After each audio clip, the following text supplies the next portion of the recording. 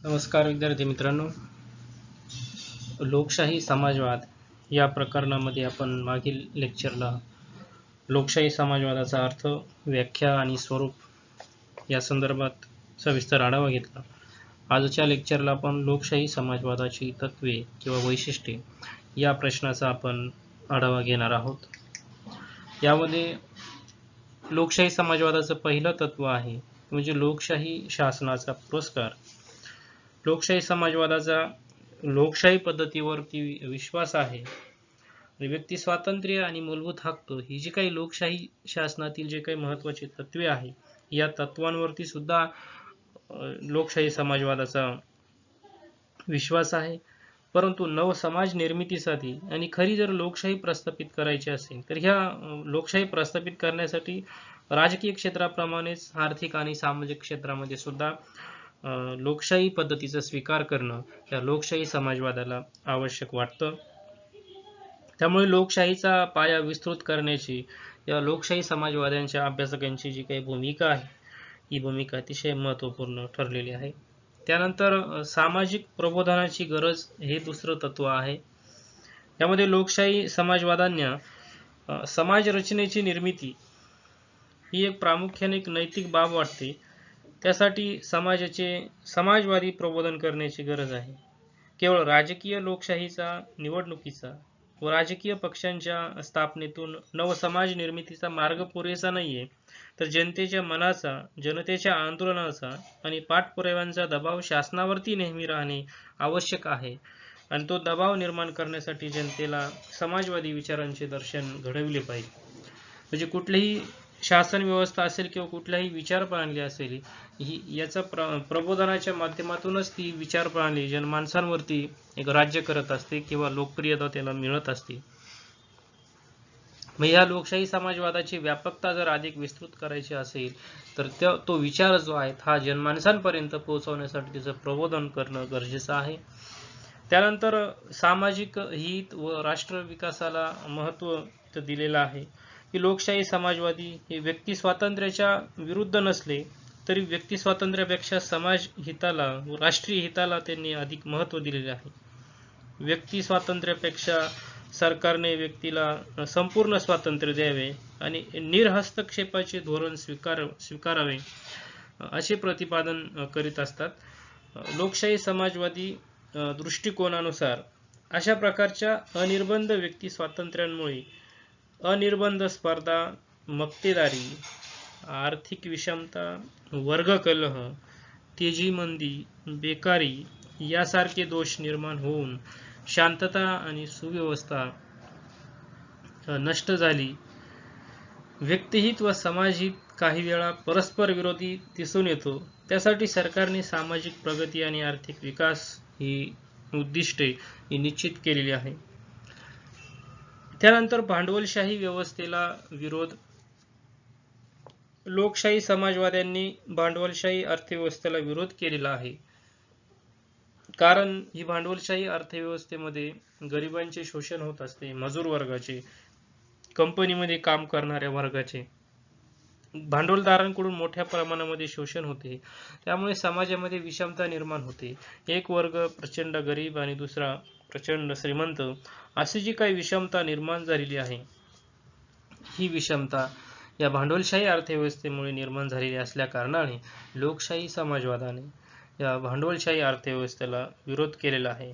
त्यामुळे त्यांनी पर्याय सांगितलेला आहे की भांडवलशाही अर्थव्यवस्थेला काय पर्याय असू शकतो, तर श्रीमंतांवरती कर बसवू शकतात, त्याचबरोबर गरिबांना अर्थसहाय्य देऊन, त्याचबरोबर प्रमुख उद्योगधंदे जे आहेत त्यांचं राष्ट्रीयकरण करणे, त्याचबरोबर कामगारांना सुविधा उपलब्ध करून देणे, या माध्यमांचा वापर करून भांडवलशाहीच्या जे काही दोष निर्माण झालेले आहे भांडवलशाहीपासून तर ते दोषांवरती मात करता येऊ शकते, असं हे लोकशाही समाजवादांची भावना आहे. त्यानंतर वर्ग संघर्षाऐवजी वर्ग सहकाराचा पुरस्कार हे लोकशाही समाजवाद्यांनी केलेला आहे. मार्क्सवादामध्ये वर्ग संघर्षाची संकल्पना सांगितलेली आहे. गरीब आणि श्रीमंत यांच्यामध्ये संघर्ष हा अटळ आहे. परंतु लोकशाही समाजवादाला मात्र हा वर्ग संघर्षाची कल्पना मान्य केलेली नाहीये. ते असं म्हणतात की त्या वर्ग संघर्षाऐवजी वर्ग सहकाराचा पुरस्कार व आग्रह लोकशाही समाजवादी करताना दिसतात. समाजामध्ये जे काही सर्व वर्ग असतील त्या वर्गांनी एकमेकांना सहकार्य करून आपल्या राष्ट्रीय उत्पन्नामध्ये वाढ घडवून आणली पाहिजे आणि या वाढीव राष्ट्रीय संपत्तीचे न्याय वितरण समाजात होण्यासाठी आवश्यक ती उपाययोजना करावी अशी लोकशाही समाजवाद्यांकडून सुचवली जाते. जिथं गरीब आणि श्रीमंत यांच्या एकमेकांसोबत संघर्ष न करता त्यांनी परस्पर सहकार्याच्या माध्यमातून आपलं उत्पादन वाढवायचं आहे, राष्ट्रीय उत्पन्न वाढवायचं आहे आणि हे राष्ट्रीय उत्पन्न जे वाढलेलं असणार आहे ते न्याय वितरणाच्या माध्यमातून गरिबांपर्यंत पोचवायचं आहे. त्याचबरोबर कामगारांची हुकुमशाही लोकशाही समाजवाद्यांना मान्य नाही. कार्ल मार्क्सने सांगितलेलं होतं की भांडवलशाही राजवटीचा पराभव करण्यासाठी कामगारांनी एकत्र यायचं आहे. एकत्र आल्यानंतर या भांडवलशाही अर्थव्यवस्थेचा नायनाट करायचा आहे आणि जी क्रांतीची परिस्थिती निर्माण असणार आहे तर ह्या क्रांतीच्या कालखंडामध्ये जो काही संक्रमण काळ असेल तर त्या संक्रमण काळामध्ये कामगारांची हुकुमशाही असावी असा पर्याय मार्क्सने सुचवलेला होता. परंतु ही जी काही हुकुमशाही आहे ह्या हुकुमशाहीला लोकशाही समाजवाद्यांनी विरोध केलेला आहे. कामगारांच्या हुकुमशाहीऐवजी सर्व नागरिकांनी जागरूकपणे नवसमाज निर्मितीच्या प्रक्रियेमध्ये सहभागी व्हावे आणि ह्या नव्या व्यवस्थेमध्ये सर्व समाज सत्ताधारी असेल, राज्याचे स्वरूप वर्गीय असणार नाही, सर्व समाज राज्याचा सत्ताधीश असेल अशी लोकशाही समाजवाद्यांनी भूमिका घेतलेली होती. त्यानंतर खाजगीकरण व राष्ट्रीयकरणाचे धोरण मर्यादित प्रमाणात ठेवलेले आहे. समाजवादी खाजगी मालमत्तेला विरोध करतात व सर्व संपत्तीचे सामाजिकरण व्हावे अशी अपेक्षा करतात. हे समाजवाद्यांचं असं म्हणणं आहे की जी काही संपत्ती असेल ती संपत्ती राष्ट्रीयकरण केलं पाहिजे, सर्वच संपत्तीचं. खाजगी संपत्तीला त्यांनी पूर्णपणे विरोध केलेला आहे. परंतु लोकशाही समाजवाद्यांनी मात्र भौतिक विकासासाठी काही प्रमाणामध्ये आणि समाजहिताला धोका न पोचवितात अशा जी काही खाजगी संपत्ती आहे तर ही संपत्ती मान्य केलेली आहे. समाजामधील व्यक्तींना खाजगी स्वतःच्या मालकीचे घर, उत्पादनाचे साधन व उद्योग व्यवसाय असतील तर काही हरकत नाही, परंतु हा व्यवसायातून किंवा या उद्योगधंद्यांच्या माध्यमातून दुसऱ्या जे काही गरीब वर्ग असेल, दुर्बल असेल, कामगार असेल यांचं शोषण मात्र केलं जाणार नाही.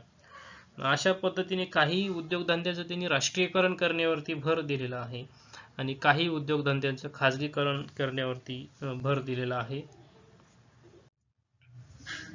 त्यानंतर संकुचित व आक्रमक राष्ट्रवाद अमान्य आहे. लोकशाही समाजवाद्यांनी राष्ट्रवादाला मान्यता दिलेली आहे, पण तो राष्ट्रवाद विशाल सर्वसमावेशक असावा. आक्रमक राष्ट्रवादाला त्यांची मान्यता नाही. सर्व राष्ट्रांनी एकमेकांविषयी आदर बाळगावा आणि वेगवेगळ्या राष्ट्रांमध्ये सामाजिक, आर्थिक आणि राजकीय जीवनामध्ये भिन्नता दिसत असली तरी सर्वांनी शांततामय सहजीवनाच्या तत्वाचा स्वीकार करावा असे स्पष्ट केले आहे. व्यापक व शांततामय राष्ट्रवादाची आवश्यकता लोकशाही समाजवाद्यांनी व्यक्त केलेली आहे.